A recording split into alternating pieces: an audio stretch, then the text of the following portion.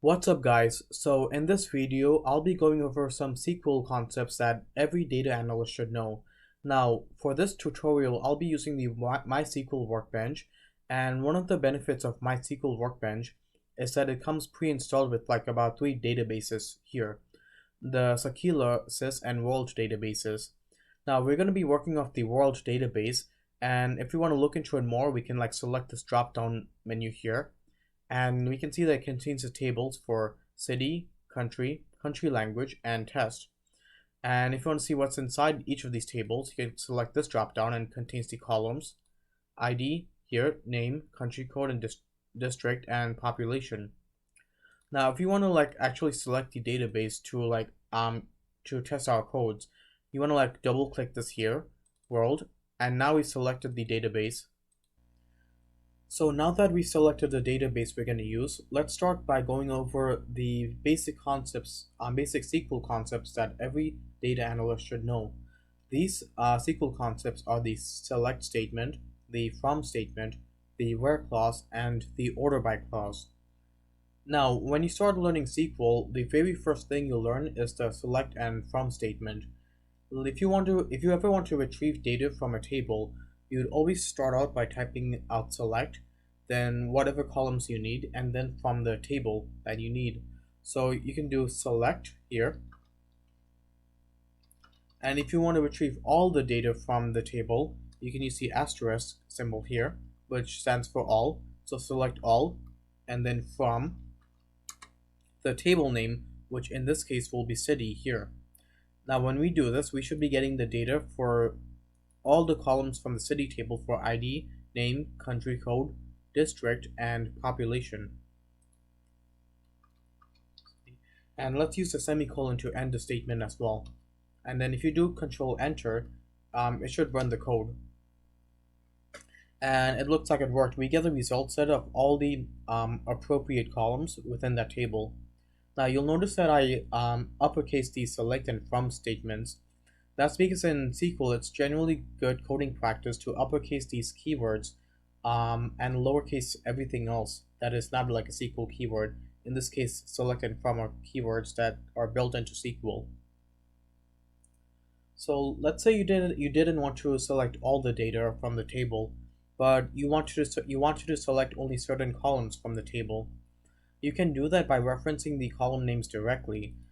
So for instance, you can do select and then type out name here, comma to separate the columns, and district for to retrieve data from the district column, district. Now it should be noticed that this is case sensitive, so if you had a lowercase d or lowercase n, and the table here didn't have a lowercase d or lowercase n, then you would be met with the message column not found. So if we press Control Enter, we get a table with 2 columns for name and district from the city table. Now let's go back to selecting all the data. So you'll see that we also have the population column, which references the population of each city, each name in the city table. And if we wanted to filter out this table for population greater than 500,000, then we would only get a result set for something like Kabul, which has about 1.78 million people, or Amsterdam for 731,200 people. And you can filter out data by using the where clause, which goes below the from statement here. So you can type it out by doing where, and the condition we want to filter is based on population that's greater than 500,000. So we would reference the column name, population, and then greater than 500,000, and run the code by doing Control Enter. And you can see that this table has changed from before, where some of the data for some of the rows missing now. For IDs like 234 and 7 through 34. That's because those populations were less than 500,000, and we were able to filter for a population that's greater than 500,000. So let's say you wanted to filter for less than 500,000. you can change this greater than sign to a less than sign, and you get the opposite result set. If you want to do equal to 500,000, you can change it to an equal sign, and you get one row here. If you wanted to do not equal, or like population that's not 500,000, then you can do exclamation point and then equal sign, and this returns all the data set where the population is not 500,000. And if you wanted to do less than or equal to or greater than or equal to, it's just less than and then equal, and greater than or equal to here. Now we've been filtering based on numbers, right? But what if you wanted to filter based on text or strings, like the district column here?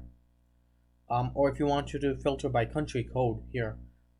So if you wanted to filter based on string data type, you can do something like equals.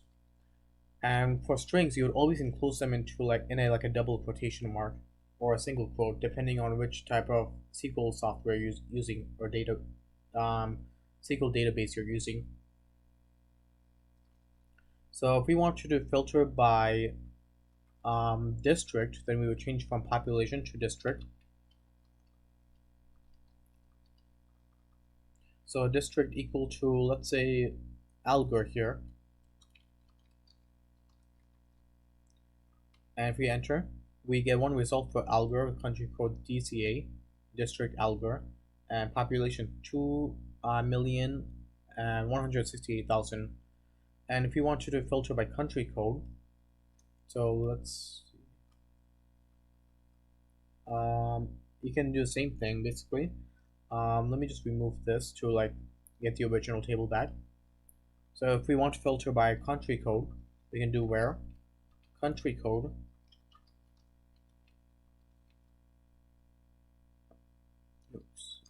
country code equals to NLD